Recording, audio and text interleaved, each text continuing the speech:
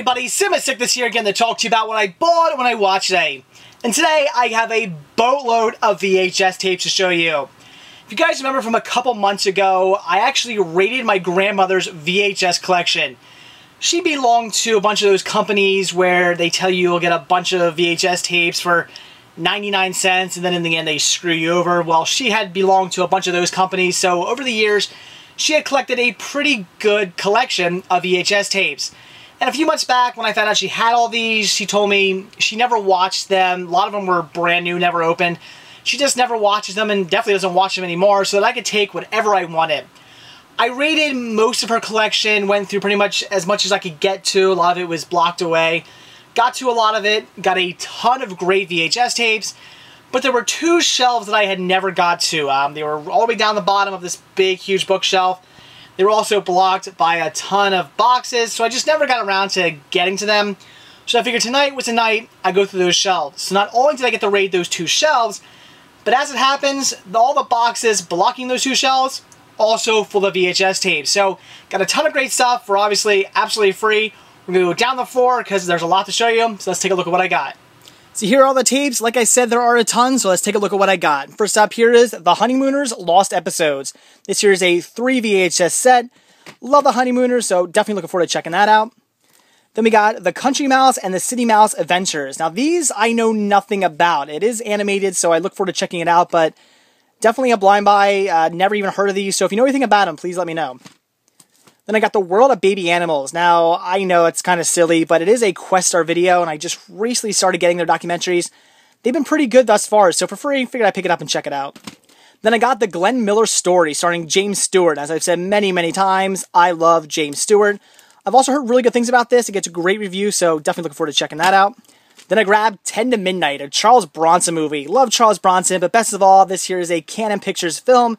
And as I've also told you guys many a times, Canon Pictures is my all-time favorite movie studio, so definitely looking forward to checking this one out. I'm sure it'll be great. Then I picked up The Rooster Cogburn and the Lady, a John Wayne and Katharine Hepburn movie that I've heard good things about. I see this all the time, always think about picking it up, but never have. But I do love John Wayne, I do love Katharine Hepburn, so this should be a great watch. Definitely glad I got that. Then I got Touring Australia, another Questar video. Should be a good documentary. Then some more Questar with Great American Scenic Railroads, California Western. These are great. I've already watched one of these. They are fantastic videos. Then I picked up America Goes to War, World War II. Once again, more Questar. This here is a 4 VHS set. Looks to be great. Love World War II documentaries, so this would be a fantastic watch. Then I grabbed Ancient Mysteries, Atlantis, The Lost Continent. Watched a bunch of these already. Have a ton of them. They are fantastic. Narrated by Leonard Nimoy, so that's great. These are a fantastic watch. Then I picked up Going My Way, a blind buy, but it stars Bing Crosby, so it should be good. And this movie here, I know I'm going to completely pronounce incorrectly, and I guess it's Quo Vadis, or Vadiz. I have no idea. Looks to be one of those great epic movies, though. I've actually never heard of this. Whether that's a good thing or bad thing, I'm not sure, but looks interesting, so definitely looking forward to checking that out. Then I got 5 Roy Rogers movies with Roll On Texas, Grand Canyon Trail, My Pow Trigger, Apache Rose, and finally, Eyes of Texas. These are all from the Roy Rogers Best of the West collection. Very, very cool. The next title I picked up was The Mirror Has Two Faces. Now this movie here, I know absolutely nothing about, but it does star Barbra Streisand and Jeff Bridges, and that was good enough reason for me to pick it up. Then I grabbed some John Wayne, first one here being The Shepherd of the Hills. Just recently started getting into John Wayne, so definitely looking forward to watching that. And then I also picked up the John Wayne collection, which comes with 3 titles, Stagecoach, The Cowboys, and The Searchers. 3 movies I have never seen, so definitely had to grab that.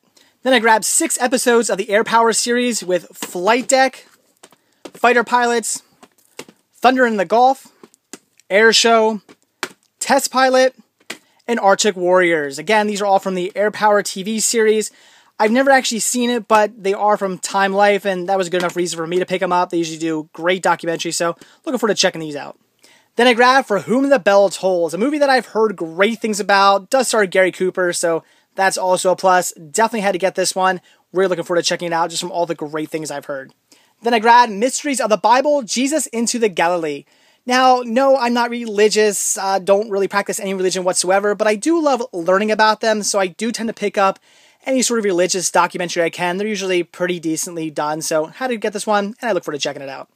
And then I saved the best for last, something that I've wanted to see for a very long time now. I've only seen a few of these episodes on the History Channel, and I've really wanted to get the DVD set, but the VHS set will definitely suffice for now, and that was Founding Fathers. This here being a 4 VHS set, obviously about the Founding Fathers. Like I said, I've only seen a few of these episodes, and from what I've seen, it was fantastic. History Channel documentaries usually are. They're usually always great, and this one is definitely no exception. So very, very excited to get this for free. It's also brand new, never opened. So this I'm going to watch ASAP. So that's it for what I got today. So now onto what I watched. And today I checked out America's Sweethearts, a movie that I picked up simply because it stars Billy Crystal. And as I've said many a times, if a movie stars Billy Crystal, I'm picking it up because I'm a huge, huge fan of his. This is also a movie that I had only ever seen in bits and pieces here and there on TV. I just never bothered to watch it.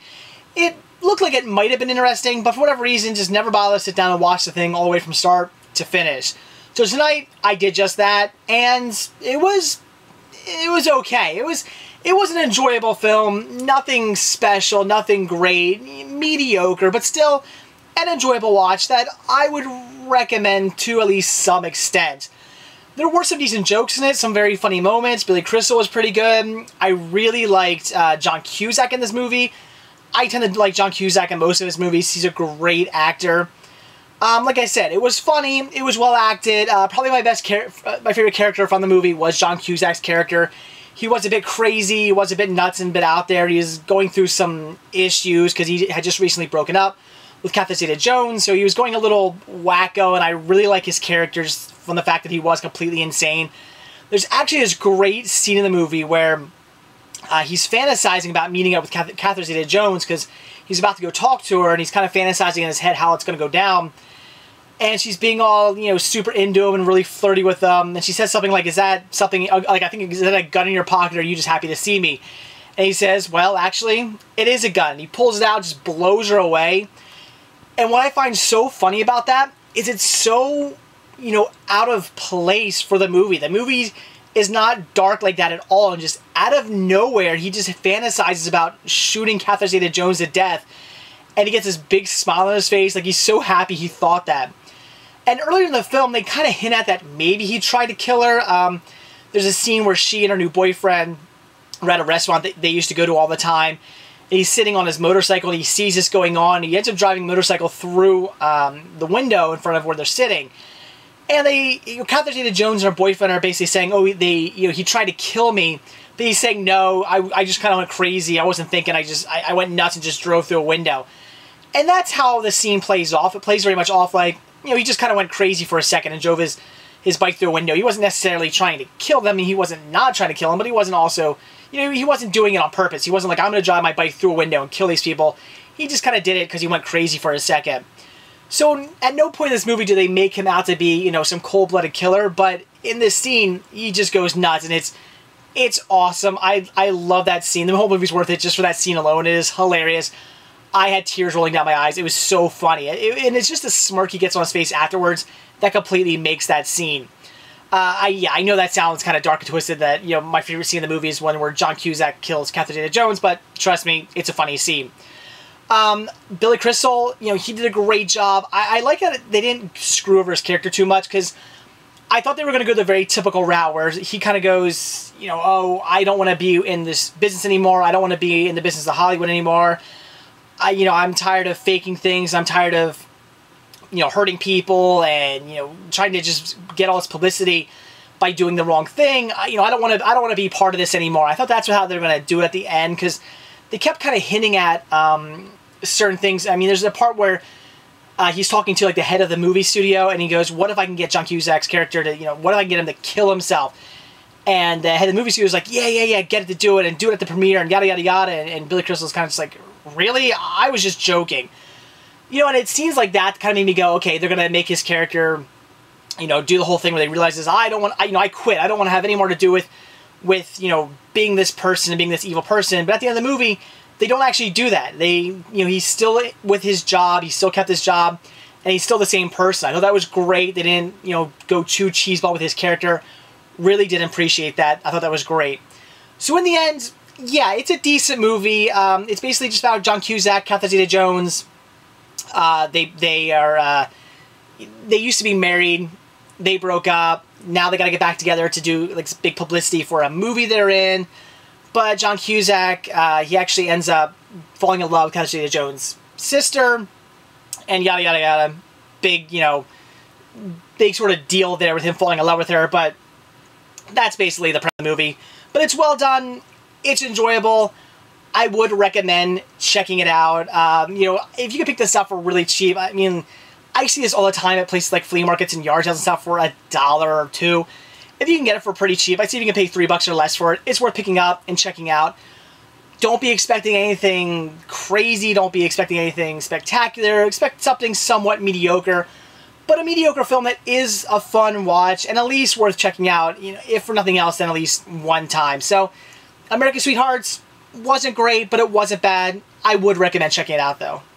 So that's it for what I bought when I watched today. Definitely got some great titles today on VHS, and getting them all for absolutely free was a fantastic deal. You just can't beat that. And also watching American Sweethearts, like I said, somewhat mediocre, but it was still a good watch. It was funny, had a good story, it was enjoyable, and I would say if you're interested, check it out.